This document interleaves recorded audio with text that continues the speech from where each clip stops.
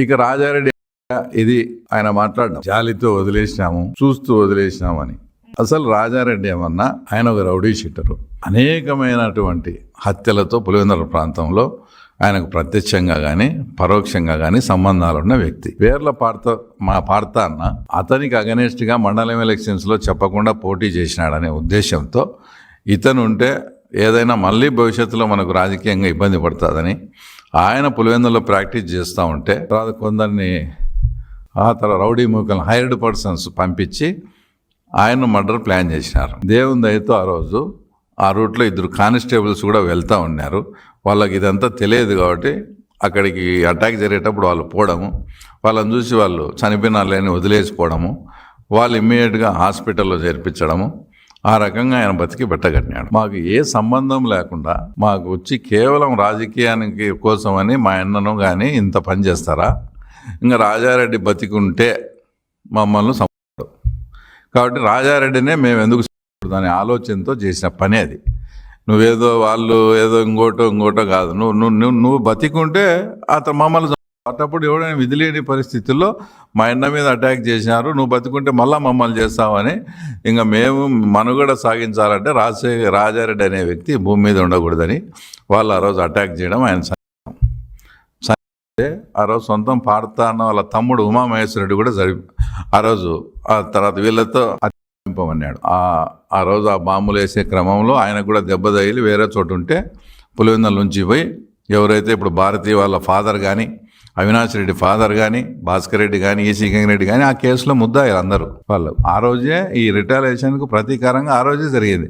విచిత్రమైనది ఏంటంటే రాజారెడ్డి మర్డర్ చేసినారని ఉమామహేశ్వరరెడ్డిని మళ్ళీ వాళ్ళు వచ్చి చంపితే రాజారెడ్డి కేసులో పడిన వాళ్ళకు మీ అధికారాన్ని ఉపయోగించి శిక్ష పడింది. దానికి ప్రతీకారంగా జరిగిన మర్డర్లో శిక్ష పడలే. అంటే మీరు అధికారాన్ని ఏ రకంగా దుర్వినియోగం చేసి తర్వాత ఇంకా మేము జాలిపడి వదిలేసాము. నువ్వు వదిలేసేది ఏంది? వాళ్ళ నానా రకాలుగా ఇబ్బందులు పెట్టినావు. తర్వాత హైకోర్టులో వాళ్ళకు లైఫ్ పడింది. అది లైఫ్ ఎట్లా పడిందా ఏమనేది ఇంక అది మనం అవన్నీ ఇంక మాట్లాడకూడదు. లైఫ్ పడేట్టుగా చేసినారు. వాళ్ళ కుటుంబాలే సర్వనాశనం అయిపోయినాయి. 10-12 ఏళ్ళు జైల్లో ఉండొచ్చి ఇంకా తర్వాత వాళ్ళ మీద జాలి పడేదేంది? జాలి కాదు అది. అంతవరకు మీరు మీ ఇష్టం వచ్చినట్లు పల్లెల్లో వీళ్ళతో వాళ్ళని మర్డర్ చేయొచ్చు, వాళ్ళతో వీళ్ళని మర్డర్ చేయొచ్చా పబ్బం గడుపుకుంటూ ఉన్నారు. ఎప్పుడైతే పాఠశాలరెడ్డి వాళ్ళు ఇది కరెక్ట్ కాదు, మనం ఆయన బతుకుంటే మనం అని వాళ్ళ ఇంట్లో మనిషి జోలికి పోయేటప్పటికే వాళ్ళు కొంచెం మేలుకొని ఇది మన ఇంటికే చుట్టుకొని వస్తుందని మీరు భయపడి ఆ తర్వాత మళ్ళీ వాళ్ళ జోలికి పోలే. జాలితో కాదు, కేవలం వాళ్ళకు భయపడి. వాళ్ళకంటే రేపొద్దున మనం ఎవరి మీదకి పోయినా కూడా మన ఇంట్లో వాళ్ళ మీదకి వస్తుందని అప్పుడు భయపడి అక్కడి నుంచి కొంతకు కొంత తగ్గడం జరిగింది. ఈ రకంగా రాజారెడ్డి ప్రస్థానం సాగితే ఇంకా రాజశేఖర రెడ్డి విషయానికి వచ్చేటప్పటికి ఒకటి లింగాల మండలం అని ఉంది.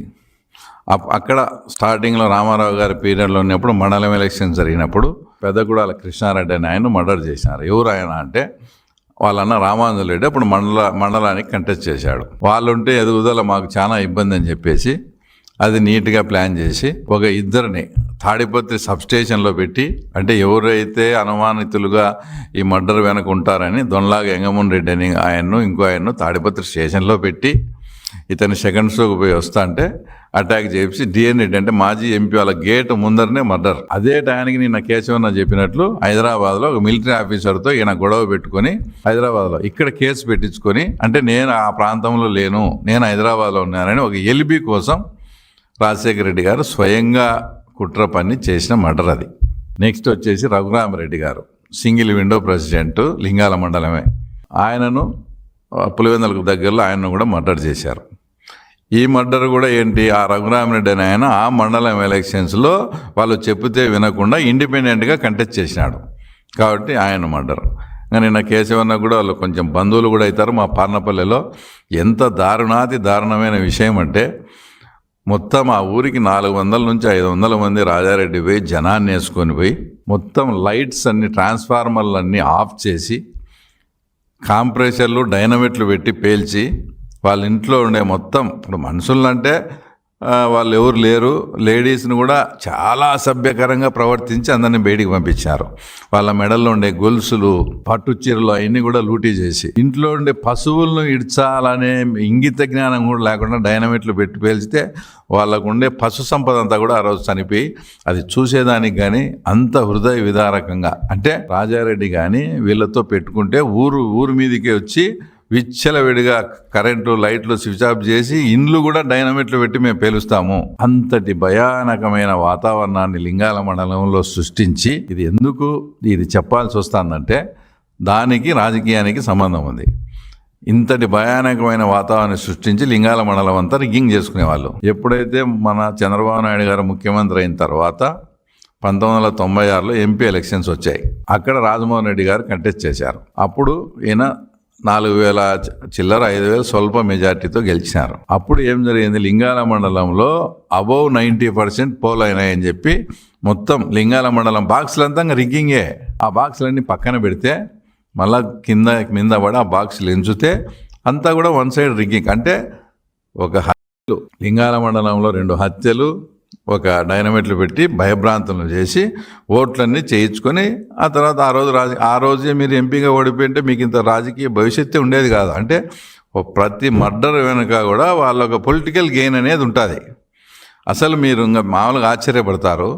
గతంలో లింగాల మండలంలో ఎలక్షను రాత్రే బ్యాలెట్లన్నీ గుద్దేసుకొని పొద్దున ప్రజలు వచ్చే వరకు సంతకం పెట్టించుకొని పంపించేవాళ్ళు. అంటే పోలింగ్ అంతా రాత్రే పోలింగ్ ఆఫీసర్ని కంట్రోల్లో పెట్టుకొని ఆ ఊర్లోకి వస్తేనే రాత్రే బ్యాలెట్ పేపర్లు వస్తాయి. బ్యాలెట్ పేపర్లు రాత్రే అన్ని గుద్దేసుకొని పొద్దున్నే ఎవరైనా జనాలు వస్తే వాళ్ళతో వరకు సిగ్నేచర్ పెట్టుకొని పంపించేవాళ్ళు. అలాంటి ప్రజాస్వామ్య వ్యవస్థ వచ్చేసి పులివెందులలో ఉండేది. ఇంకా దారుణమైన విషయం ఏంటంటే, తర్వాత తొండూరు మండలంలో ఇనగనూరు అనే ఒక ఫ్యాక్షన్ విలేజ్.